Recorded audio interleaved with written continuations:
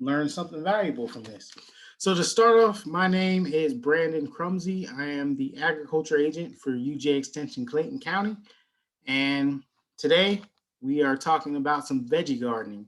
So you all, if you have a question, you can put it in the chat at the end of the presentation and I'll answer all your questions, or you can unmute yourselves. So the first question I have for y'all, how much experience do y'all have with veggie gardening?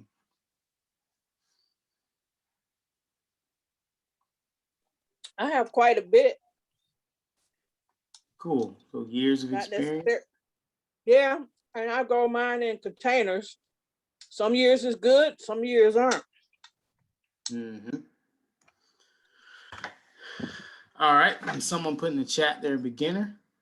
All right. So I'm sure we have probably a mixture of beginners. Another one person said really none. Oh, you started veggie gardening because of the pandemic. Yep, a lot of people did. Cool.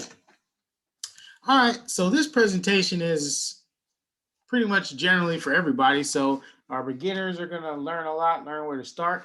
And then our more experienced people can pick up a tip or two on how they can improve their current operation. So this is summertime veggie gardening. So this is beginning of May. So we're getting into, the summertime, the hotter weather. We're transitioning from our springtime veggies. So we're going to talk about the best things to grow during this time. So as this quote says, it says, fail to plan and you'll plan to fail. So just like with anything, if you want something to be successful, you got to sit down and plan it out. So this is what I always tell people about veggie gardening. Before you even start it, these are the type of questions you want to ask yourself. So first question is, who's doing the work?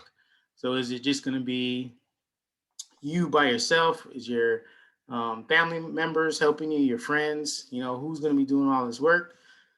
What do you like to eat? So think about the top veggies you like to eat. Make sure they match up with the season that you're in.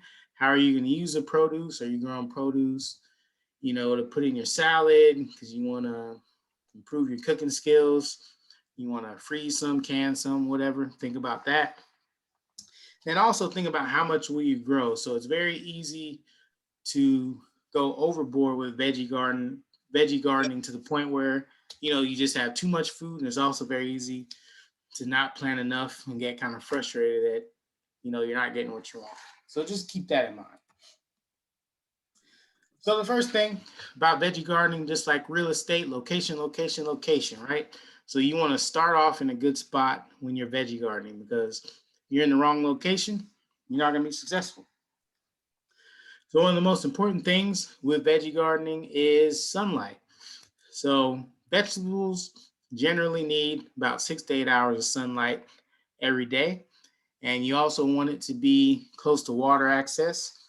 So on this left picture here, see this person watering their garden. So you don't want to put your veggie garden in a place where you have to walk, 5-10 minutes away just to get water, or you have to carry water jugs or whatever. You want to make it very convenient for you to water your garden.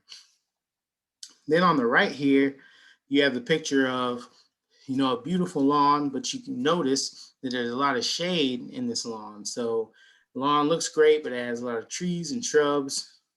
But if the lawn's sitting in shade, or the area is sitting in shade for most of the day, it's not going to be a good place for you to start your veggie garden.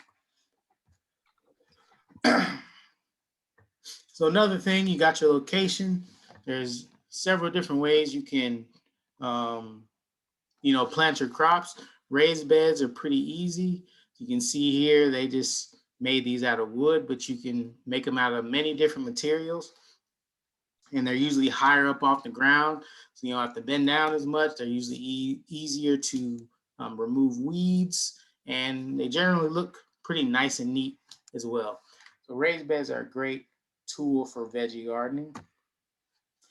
And then another form of containers are these buckets that you see right here. So these are just 5-gallon plastic buckets that someone used. So you can use a variety of different containers to grow veggies as well.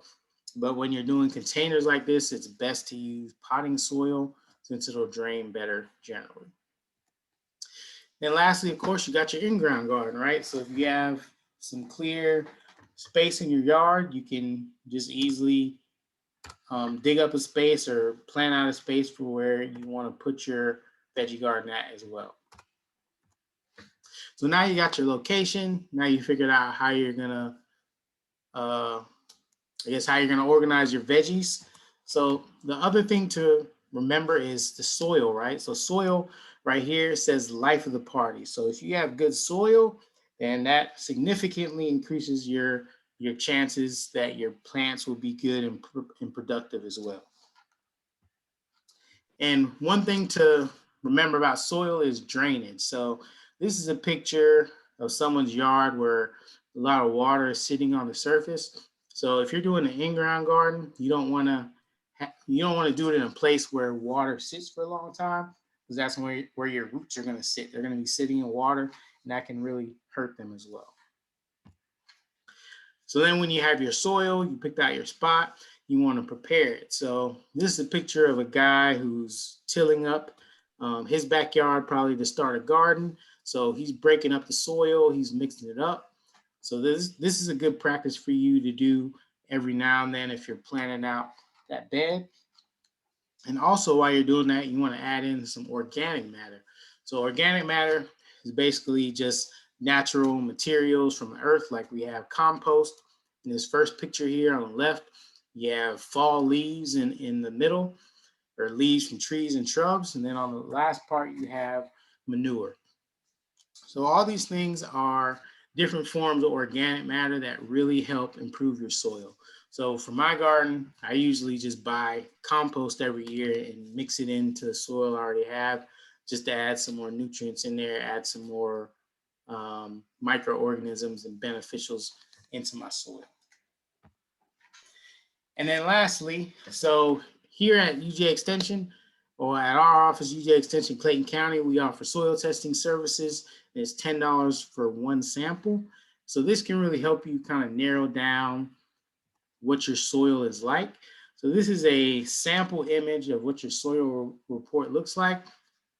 So on the left, it'll tell you the rough nutrient breakdown. So it'll let you know how much fertilizer you need to add. And then on the right, it'll show you the pH. So the pH is basically how acidic or how alkaline your soil is. And vegetables like a pH between 6 and 7. So if you've been having trouble growing veggies in the past, and they're just not working for you, you might want to get your soil tested, because if your pH is too low or too high, they're just generally not going to do well.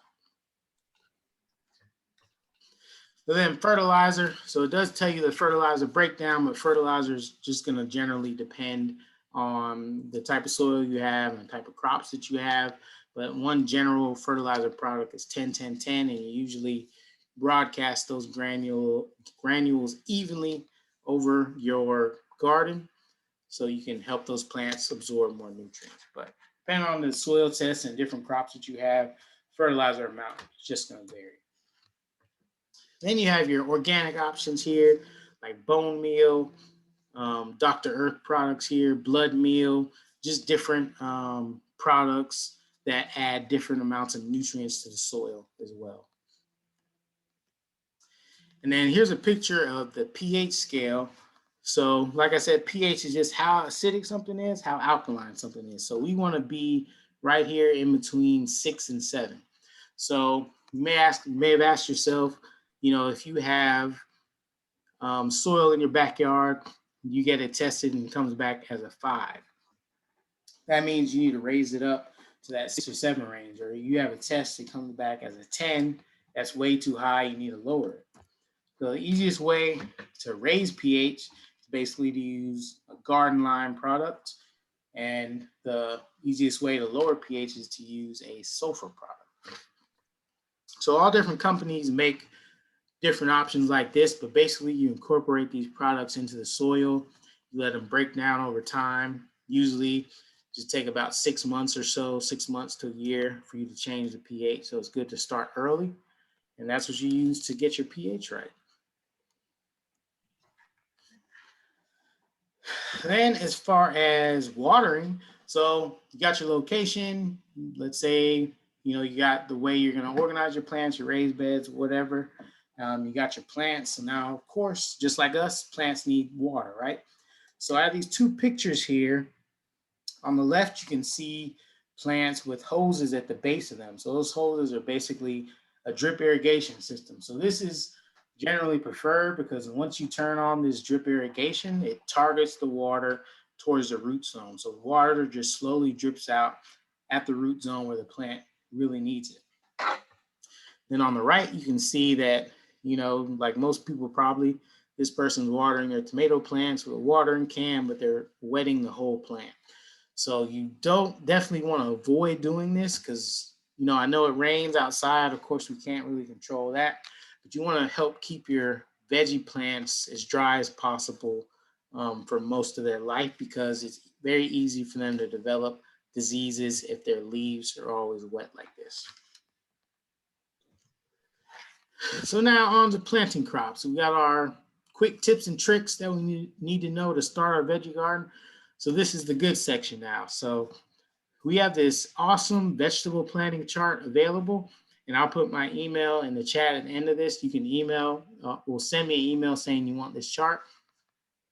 But it shows you the specific type of crop, tells you the general amount of days that it takes for it to mature, recommended varieties for Georgia, and when you should plant them, most importantly. So today is May 3rd. So you can see, we'll look at broccoli, for example. So by now you wouldn't want to plant broccoli because broccoli is a cool season crop. You should have planted that by the middle of March, but now we're in May. So now we're looking at things like cantaloupe, for example, or beans. So this chart will really help you plan out your whole year so you know what to plant in your garden for each month of the year. So then also the fun part of planting is the variety, right? So if you go to different garden stores, you know, Home Depot, Lowe's, Swints, Pikes, you know, all the different garden stores in the metro area at least, you'll see a ton of different plants, right? So it could be overwhelming at times, but variety is really, really great for us because it gives us options on what we want to do. So buying seeds actually gives you the most variety or the most bang for your buck, in my opinion, because when you go to the store, you know, the store only has X amount of space to fit, you know, veggie plants or fruit trees or whatever, right? They don't have an endless amount of space to just put 100 different varieties, right? But with seeds, you know, you can go to the store in the seed section, you can easily see 10 different tomatoes, 10 different peppers or whatever. So you can plant those. So with seeds, of course, you're going to have a slower start because you don't have the plant yet. You got to plant the seed, you got to water it, wait for it to germinate. Seeds are definitely going to be cheaper than buying the starter plants you see because, you know, seeds are probably, you know, depending on the seed, $2 or $3 for one seed packet, but depending on the variety, you can get anywhere from 10 to 50 to 100 different seeds in that one packet versus if you buy that many plants, you're spending a lot more money, right? So then also back to the variety benefit. So these are some different varieties that I found on the internet of different common crops that we plant. So for example, this first veggie in the top left corner, it looks like a pumpkin kind of. This is actually a tomato and it's called an orange accordion tomato.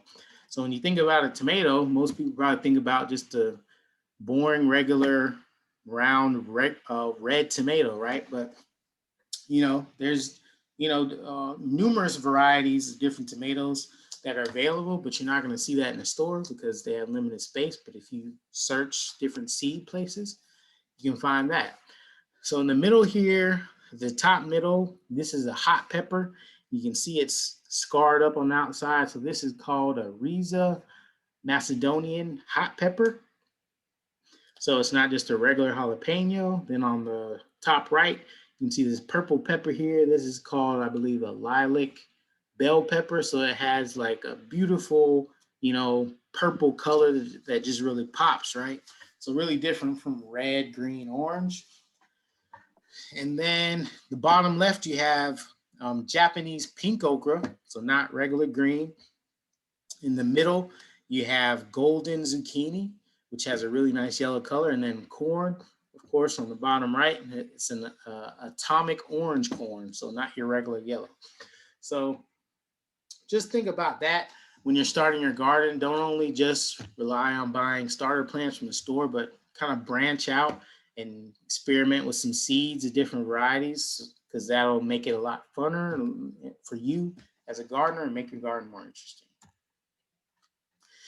And as far as the seeds, we also have a great publication for starting seeds indoors for the home gardener. So you can, again, I'll put my email at the end and you can send me an email saying you want this so you can experiment.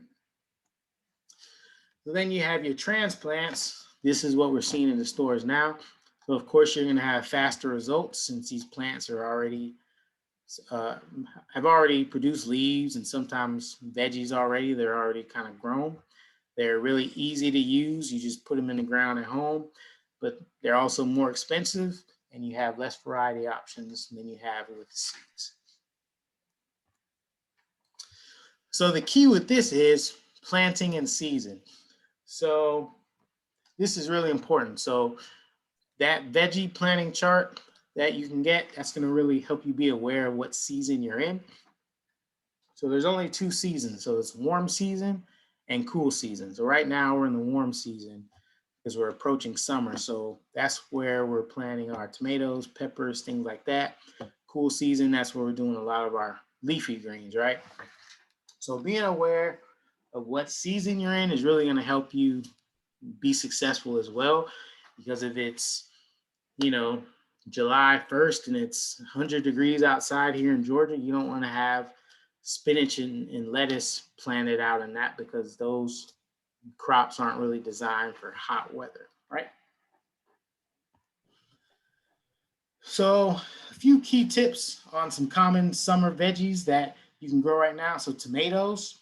So when you go in the store looking for tomatoes, you're gonna keep seeing these terms. So indeterminate and determinate. So an indeterminate tomato is basically a tomato that keeps producing tomatoes throughout the whole season until basically a frost comes, in the fall, winter time and kills the tomato. So these tomatoes are usually a lot bushier and bigger, and they'll just produce till they die from the cold. And then you have your determinate tomatoes, and these tomatoes are generally going to be a lot smaller and compact. So they'll produce tomatoes all at one time, so generally for about 2 weeks, then they'll just stop and then they die. So thinking about that, that can help you figure out which tomato you want. If you want to have a bunch of tomatoes throughout the whole season, make sure you get indeterminate. If you just want to plant a bunch of tomatoes and harvest them all at one time so you don't have to worry about it later, you can get those determinate tomatoes. And with tomatoes, it's good to plant them deep. So like you can see these tomatoes here in this picture, they're in the middle of this flat and they have the leaves on the lower branches. So generally with tomatoes and peppers, it's good to rip like a few of those lower branches off and plant the tomato deeper into the ground, because that's going to help them have a better root system. And then lastly, you can see these tomatoes in this picture. They're on this kind of cage or trellis, and they're keeping all the tomatoes off the ground, because once tomatoes are constantly on the ground, it's a lot easier for them to get a disease. And then peppers. So peppers are very similar to tomatoes. Don't worry about the indeterminate and determinate. That's an error, but you can also plant peppers deep as well. And you also, again, want to protect the fruit of peppers as well by not letting them touch the soil. And this is a condition that affects tomatoes and peppers. It's called blossom end rot. So basically, you'll start seeing it looks like the tomato and pepper are kind of rotting from the end. So this is basically just a calcium deficiency. So this can be easily avoided by making sure that your soil is prepared correctly, making sure your pH is right in your soil. So once you do those things, you should be able to avoid this condition, but it's very common. Then okra. So I love okra, right? So okra is a tough plant. So okra is definitely made for the South because okra loves heat, loves our weather, and okra grows pretty big generally. The plant can, you know, pretty much look you in the face almost. So it can grow pretty large and it can produce okra very quickly. So you can see in this picture here, this clump of okra, just a bunch of okra on here. So you're gonna have to constantly keep cutting this okra off, or if it gets too hard, then it's not really gonna be edible for us. Then you have corn, which a lot of us love corn, especially sweet corn. So corn is a high maintenance crop that you can plant right now. But corn requires a lot of water and a lot of nutrients, but it is definitely rewarding once you get that sweet ear off the corn. So it's best to plant corn in blocks. So a block is considered at least 3 or 4 rows of corn. So because corn uses the same variety in those rows to wind pollinate each plant so that it can produce corn. And of course, as we saw earlier, there's many different varieties of corn, not just this yellow corn or white corn. You can plant many different flavors or varieties, but these things apply to all. Then you have your potatoes. So sweet potatoes are popular. Just keep in mind with the sweet potatoes that potatoes grow underground, not above ground. So on the top, you can see someone pulled up the potato from the ground. And on the bottom, you can see how viney the sweet potatoes became. So keep that in mind. If you want to plant potatoes, they will spread out on you. Then you have squash. I'm not really a fan of squash, but I know a lot of people like squash. So squash generally grows pretty big as well. They make big upright leaves. They're almost like, I don't know, I guess like elephant ears. So they get pretty big, and they can also produce a lot of squash quickly as well. And plants in this family like squash and cucumbers and pumpkins, they're really susceptible to mildew and other fungal diseases. So it's very good to remember what we talked about on how to water your plants, because you want to keep these leaves as dry as possible for sure to avoid these problems, because it's very hard to control a fungal disease once it spreads through all your plants, right? So again, I was just highlighting a lot of the key crops that are going to be popular this summer, or they're popular in general during this time. And again, we have this chart that lists some other crops that you can plant during the summertime as well. So now we have made it to planting out our garden. We have our plants in the ground, and now we're waiting for a harvest. But the thing is, so are the different pests out there. So pest control is a very important topic for gardening as well. So the first thing I always tell people is you have to make sure you properly identify the pest that is attacking your plants, because you can't, complain or call your local extension office and say this bug is eating up my tomatoes. What should I spray? Well, what does the bug look like? How many legs does it have? Does it have any spots on it? Does it fly? Do you have a picture? Because if you can't identify the specific pest that's attacking your plant, then you can't properly control it, because all pesticides or all methods don't work for every single pest out there. So that's why, luckily, we have something called integrated pest management. So let's look at this picture here, y'all, that we have this sink that's full of dirty dishes and old food and all that. So say this is my house, right? And I say, I have this in my kitchen. Now I have a problem with roaches in my house. So what would you say to someone if they said that? You need to clean it up first. Yep. Well, why do I need to clean it up? Well, because that's what's attracting them. Yep. Exactly. So this is the same principle here applies with your garden. So the first rule of integrated pest management is prevention. So if you don't have, proper practices in place to prevent bugs, then they're always going to be a problem for you. So one way you can prevent pests from being in your garden is making sure that when you're shopping for plants, for example, making sure that you inspect them before you bring them home. So this is a picture of some flats at the store.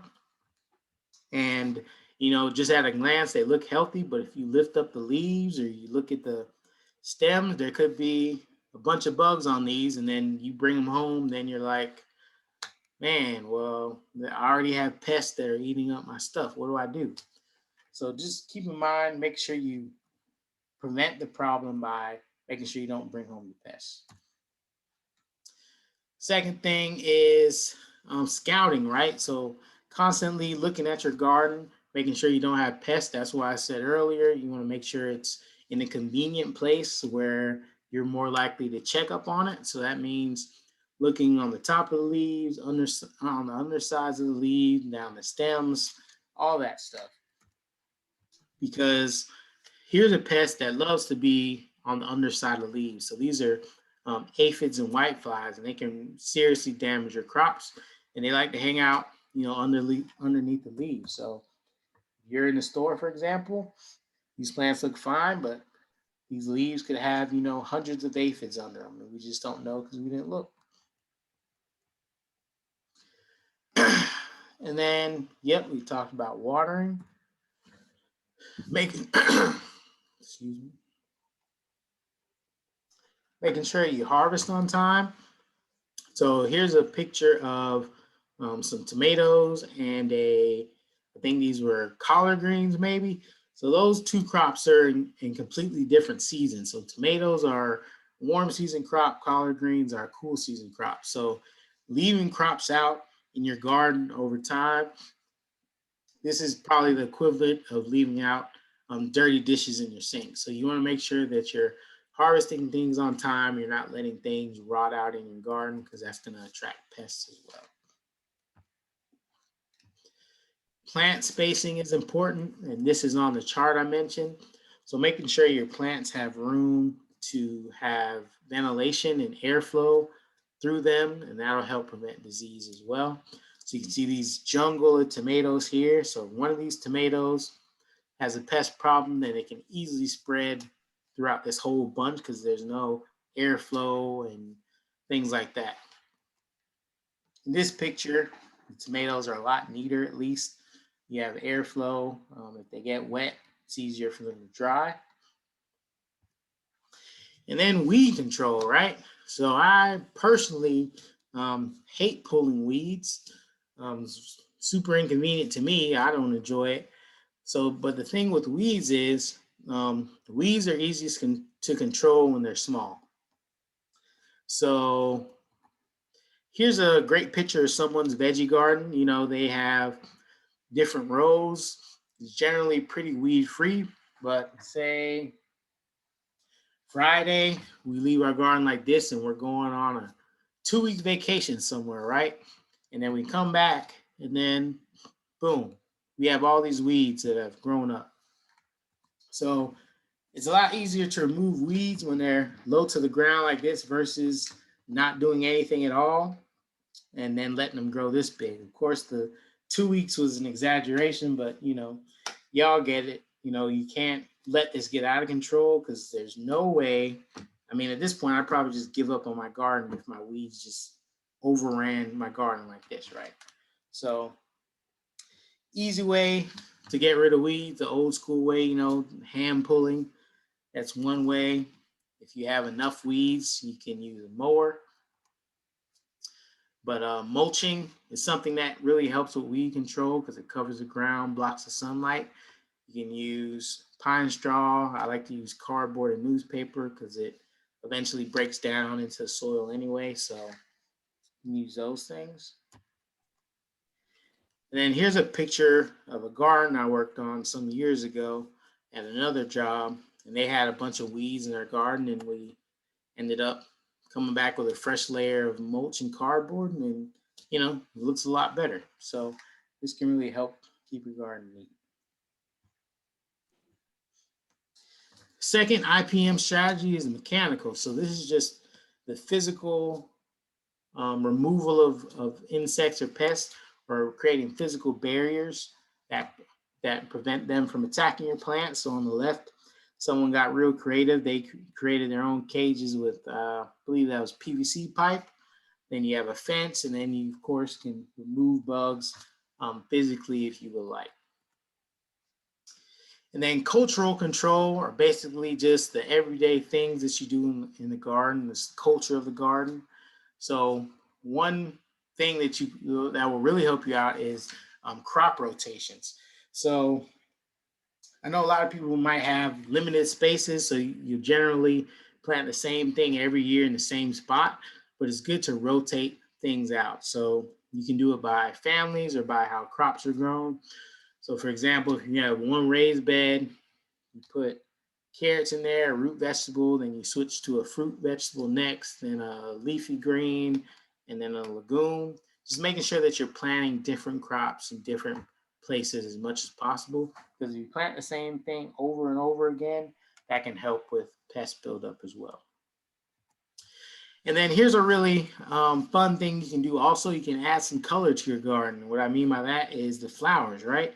So adding a lot of different colorful flowers that especially attract things like butterflies and bees and things like that, they're going to make your garden, look a lot better. And then they're also going to attract good insects that can potentially get rid of the bad insects that are damaging your crops. So these are some cone flowers here. Some of my favorites that I like to add in my garden every year are cosmos flowers, which you can see on the left. They come in a lot of different colors. Then you have zinnias, which come in a lot of different colors and sizes. They're a great cut flower. Then you have cone flowers, as we saw, black-eyed Susans. On the right, they kind of look like sunflowers. Then you have asters, which are a fall flower. So all these different flowers are going to attract a lot of beneficial insects to your garden that will help you out. Then in addition to that, you want to make sure you add in some herbs. So things like rosemary, oregano, thyme, different herbs are also going to help. But overall, your garden should look something like this. So it shouldn't just be, 3 tomato plants, 3 pepper plants, a few potatoes, and that's it. You want to have a variety of different things so you create a beneficial environment for those insects in nature. So speaking of that, another way you can control bugs is biological control pests. So this is when natural enemies come into play with destroying things like parasites and other harmful bugs that attack your veggie crops. So natural enemies of these bugs can include predatory insects, parasitoid wasps, things like that. And has anyone ever seen a caterpillar like this? Mm-hmm. You have, and what you do with it? I don't think I did anything with it. Don't kill it. Okay. So this is going to be real common this year, probably because these are tomato hornworm caterpillars. So if you have tomatoes, chances are you might see them. So if you see them without these white eggs on their back, I would suggest that you kill them. You can pick them up, throw them away, whatever. But if you see them with these white eggs on their back, this is a really good sign.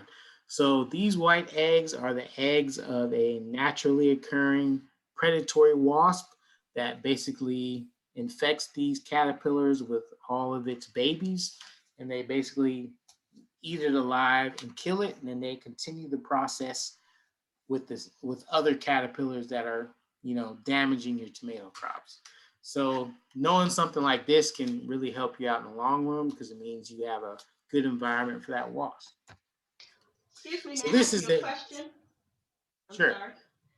What about regular caterpillars? I have regular caterpillars on my parsley right now. Yeah, are they black and yellow? Yes, they are.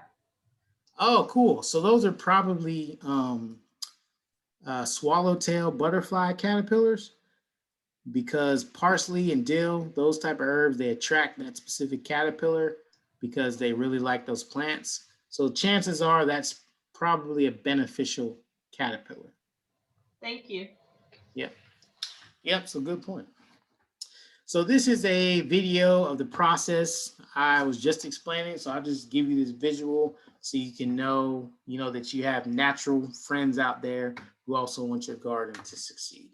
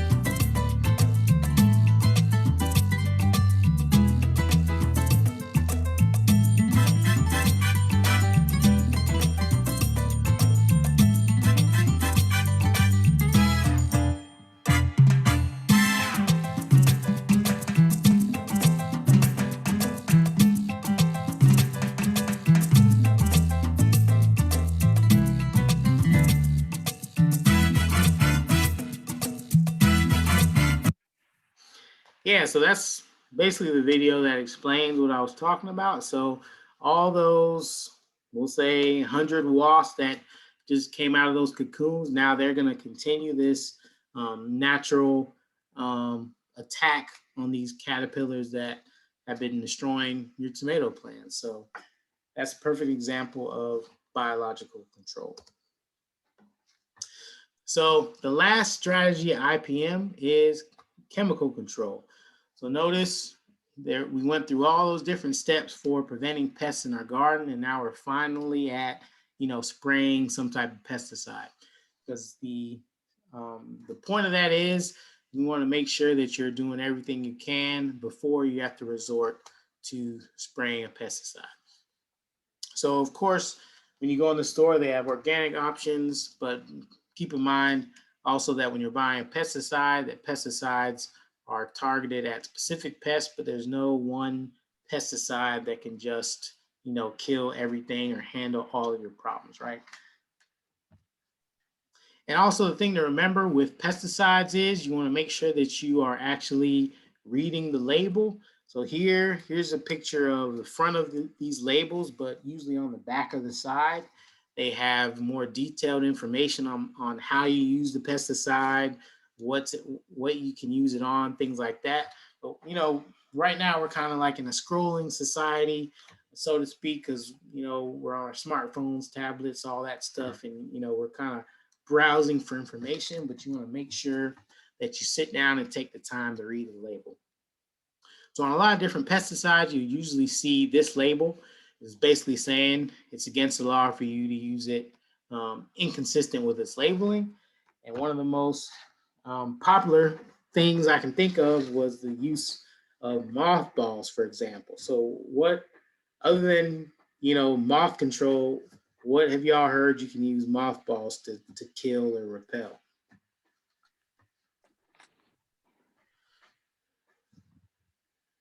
I don't use them. Snakes. You can Yep. get rid of snakes. Yep, snakes is probably the most common one, right? So nowhere on a mothball label will you ever find them saying, you know, put this outside your house to repel snakes or use this to get rid of squirrels in your attic or whatever, right? So that's why we always say when you buy a pesticide, make sure that you use it for what it's labeled for because that's safest for you, your family, and the environment. And then, of course, you have homebrew pesticides. So these are different things that, gardeners come up with. They'll say, mix some hot sauce with some eggs or some baking soda or whatever. Mix all these different types of things. So we don't recommend using any home brews, mainly because, we don't have any research to say that they actually work. And of course, you don't want to really experiment with random products because you don't know how those things will end up mixing together. So then with veggie gardening, so deer are probably one of our biggest enemies as far as that. So I know they have deer repellent out there. They have all different types of things that claim they repel deer, but the safest, most reliable thing to do is to build a fence around your garden or around your yard that's at least 8 feet tall. But if you can't build a fence, you need to have some type of physical barrier that is going to cover your plants and protect it from deer because, you can't rely on repellents 100%. It may work on Monday, but if it rains, then the smell kind of washes away, or if the deer is hungry enough, it may not care at all. So keep that in mind. So in summary, if you want to be successful at veggie gardening this summer specifically, make sure you find a good location. Make sure you build up good soil. Basically, also make sure that you're managing the work and resources that you have. You also want to keep an eye on your veggie gardening as far as weeds, as far as pests, as far as how things are going. Then, of course, you want to ask for help. So I am the agriculture agent for Clayton County, but anyone has a question about veggie gardening this summer, you can send me an email or you can call my office and I'll definitely do all I can to help you figure out your problem. So, and then also we're going to run a contest on our Facebook page where you'll be able to win some free seeds. So we talked about seeds earlier, seeds give you a lot of variety. So we are putting in the contest 2 different tomato varieties. So on the left, we have blue cream berries, which is the name of the variety. So these aren't your regular red cherry tomatoes. They have like a beautiful kind of yellow purplish color. And then you have a white Tomasol tomato on the right. So if you want to win these seeds, you can check out our Facebook page this week and find out how you can win. And I'm going to put our Facebook in the chat as well. So Facebook is UGA Clayton County Extension. Then I also have a poll for you all to fill out and let me know how I did.